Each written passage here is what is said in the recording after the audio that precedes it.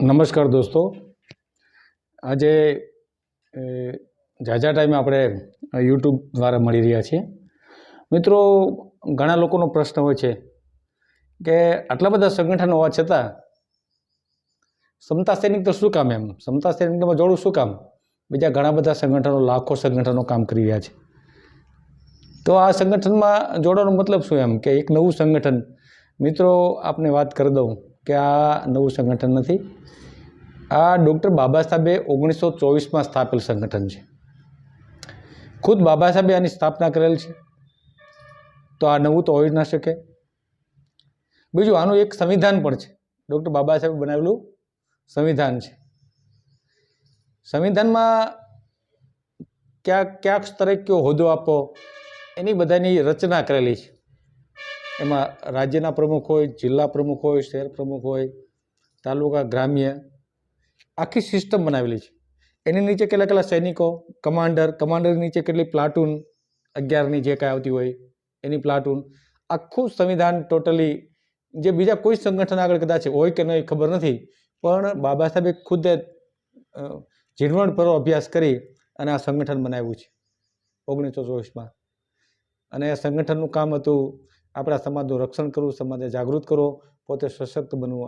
આ હતું કે આ દિવસે આપણે શાખામાં, આપને ખ્યાલ હશે, શાખા લાગતી હોય છે. સવારના 6 વાગે લોકો શાખામાં જતા હોય. આપણે સાંભળતા હશું કે ફલાણું સંગઠનના લોકો શાખામાં જાય છે.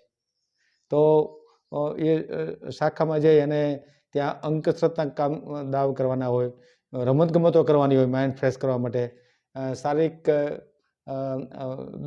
જે કંઈ કસરત કરવાની હોય એ કરવાની હોય.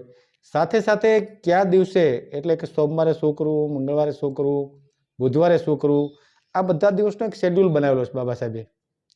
કે સોમવારે શિક્ષણના લગત બાબતની ચર્ચા કરવી. જ્યારે તમારું કલાકની કસરત, જે કંઈ રમતગમત તમારી પૂરી થાય પછી તમારે અડધો કલાક ચર્ચાઓ કરવાની છે. શિક્ષણ લગત બાબતો હોય, સામાજિક બાબતો હોય, રાજકીય બાબતો હોય, શારીરિક બાબતો હોય. આ બધી બાબતોની રોજે રોજ એનું શેડ્યુલ બનાવેલું છે દરેક વાર માટે. તો આવું ક્યાં સંગઠનમાં હશે? તો આ બાબા સાહેબ બનાવેલું સંગઠન છે. આ સંગઠનથી પોતે સશક્ત બનવું અને બૌદ્ધિક બનવું. તમે આજે જોવો કે માણસ સશક્ત હોય પણ બૌદ્ધિક ન હોય તો કંઈ કામનું નહીં. કોઈ પણ જગ્યાએ તમારે કંઈ વાત કરવી હોય કે કામ કરવું હોય, કોઈ કચેરીમાં જઈને કંઈ રજૂઆત કરવી હોય, તો તમે બૌદ્ધિક રીતે તૈયાર હો તો તમે ત્યાં કંઈક કરી શકો. અને એ ન હો તો ન થઈ શકે.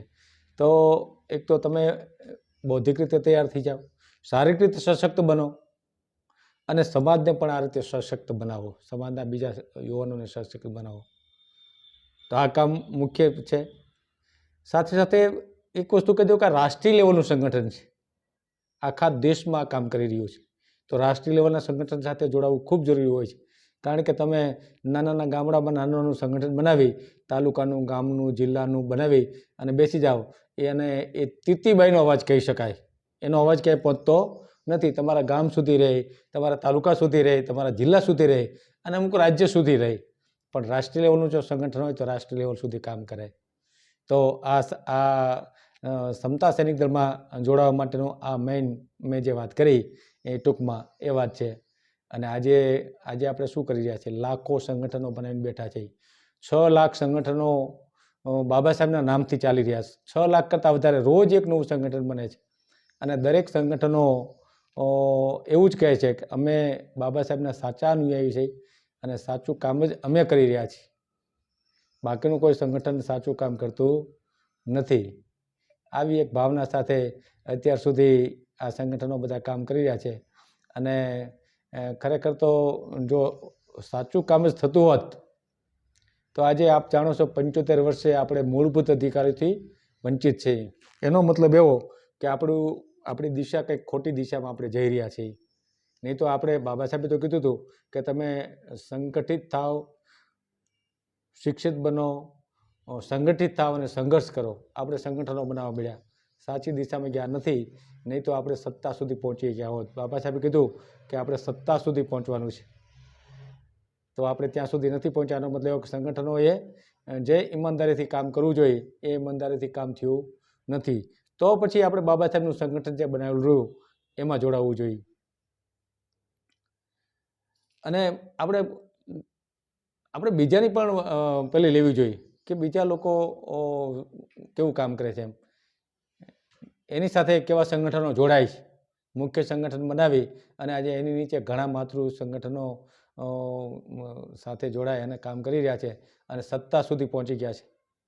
હું આ નામ નહીં જાહેર કરું, પણ આપ જાણી ગયા હશો કે સત્તા સુધી પહોંચવું હોય તો તમારા ભગીની સંગઠનો હોય એની સાથે જોડાય અને કામ કરવું જોઈએ. જો એમ કામ નહીં કરીએ તો આપણે ક્યારેય સફળ નહીં થાય. અને હું તો એમ કહું છું કે તમે કોઈ પણ સંગઠનમાં કામ કરતા હો પણ સમતા સૈનિક દળને મુખ્ય સંગઠન બનાવી અને કામ કરો. એ આપણું મુખ્ય સંગઠન બાબા સાહેબે સ્થાપેલ. બાકી કોઈ પણ સંગઠનમાં કામ કરતા હો કરે રાખો, પણ જ્યાં સમતા સૈનિક દળ આવતું હોય ત્યાં આપણે બધા એક ખાખી પેન્ટ, સફેદ શર્ટ અને ટોપી તમારી હોવી જોઈએ. સમતા સૈનિક દળનું જે આહવાન થાય ત્યાં તમારે જોડાઈ જવાનું. સમતા સૈનિક દળનો કેડર કેમ્પ લાગે ત્યાં તમારે જોડાવાનું. કેડર બેચ બનવું હોય તો આપણે સમતા સૈનિક દળમાંથી પસાર થવાનું. આ જો ગુરુ મંત્ર આપણે બનાવી લઈશું તો આપણે નજીકના ભવિષ્યમાં ખૂબ સારી સફળતા આપણને મળશે, એમાં કોઈ બેમત નથી. અને મિત્રો, અમુક લોકો તો સમતા સૈનિક દળ એટલે કે બાબા સાહેબના સંગઠનને પણ કાઉન્ટર કરતા હોય છે અને એના નામના પણ સંગઠન બનતા હોય છે. મિત્રો, તમે તો કે સાહેબનું સંગઠન જે બનાવેલ છે એનું જે નામ છે, નામ પકડી અને સંગઠન બનાવવામાં આવે અને એમાં પાછું થોડી ઘાલમેલ કરવામાં આવે એમ કે મનુવાદનું જે હોય નામ, એવું નામ પણ એમાં ઘૂસડવામાં આવે અને સંગઠન ચલાવતા હોય છે. ક્યાં સુધી મિત્રો, આપણે ક્યાં સુધી બાબા સાહેબ સાથે ગદ્દારી ક્યાં સુધી કરતા રહીશું અને આપણે નિષ્ફળ થતા રહીશું, આપણા મૂળભૂત અધિકારોથી વંચિત રહેતા રહીશું. આપણે ક્યાં અમર બનવાનો ટ્રાય કરશું, બાબા સાહેબની મોટા બનવાની ટ્રાય ક્યાં સુધી કરશું? તો મિત્રો, બાબા સાહેબના સંગઠનને મજબૂત કરવું જોઈએ. અમુક લોકો તો આ સંગઠન ચલાવીને 8-10 વર્ષ સુધી કામ કર્યું હોય અને એમ છતાં પાછું એ છોડવા માંગતા નથી હોતા. મિત્રો, નામ નહીં આપું, પણ આ સિસ્ટમ બરાબર નથી. તમે તમારે જ્યાં સુધી કામ કરવાની શક્તિ હોય ત્યાં સુધી કરો, પછી છોડી દો. પછી તમારે જ અમરપટ્ટો લઈને આવવાનું છે કે તમે જીવો ત્યાં સુધી તમારે આ સંગઠન ચલાવવું, બીજા કોઈ ચલાવી જ ન શકે. હું અત્યારે જાહેર કરું છું, મારા કરતાં કોઈ સક્ષમ માણસ આ સંગઠન ચલાવવા માંગતો હોય, હું એક દિવસનો વિલંબ નહીં કરું એની નીચે કામ કરવા માટે. સક્ષમ માણસને સહકાર આપો મિત્રો, એને તોડવાની ટ્રાય કામ કરો છો. અને અમુક લોકોનું કોઈ લેવલ જ હોતું નથી, એની નથી કોઈ એવી પરિસ્થિતિ નથી, શું એની વાત કરવી એમ. અને એ લોકો પાછા આ સંગઠનની વિરુદ્ધમાં વાતો કરતા હોય, આ સંગઠનની વિરુદ્ધમાં કામ કરતા હોય. મિત્રો, આવા લોકોથી ખાસ ચેતી જજો. આવા તત્વો પણ છે જે બાબા સાહેબનું સંગઠનને મજબૂત નહીં થવા દેવા માટે જુદા જુદા હટકંડા અપનાવે છે અને મિટિંગોમાં ખોટી ખોટી વાતો કરી અને ગુમરાહ કરતા હોય છે. તો આવા લોકોથી ચેતતા રહીજો. પહેલાં એનું લેવલ પૂછજો, એ શું કરી શકે એવું લેવલ જાણી લેજો. કયા લેવલ સાથે કામ કરવું એ પણ જોવું જોઈએ. બાબા સાહેબે એકવાર વાત કરી હતી કે હાથી છે એ બેઠો હોય તો પણ ગધાડાથી મોટો લાગે એમ. તો કોની સાથે કામ કરવું તમે નક્કી કરી લેજો અને આવા લોકોને એનો રસ્તો બતાવી દો. અને એને કહો તમે તમારા પરિવારનું કરો એમ. તમે તમારા પરિવારનું નથી કરી શકતા અને સમાજનું કરવા નીકળ્યા છો તો એનો શું મતલબ એમ? પહેલાં પરિવારને તો સક્ષમ બનાવો, થોડુંક વ્યવસ્થિત થાય એવું કરો એમ, પછી સમાજમાં નીકળો એમ.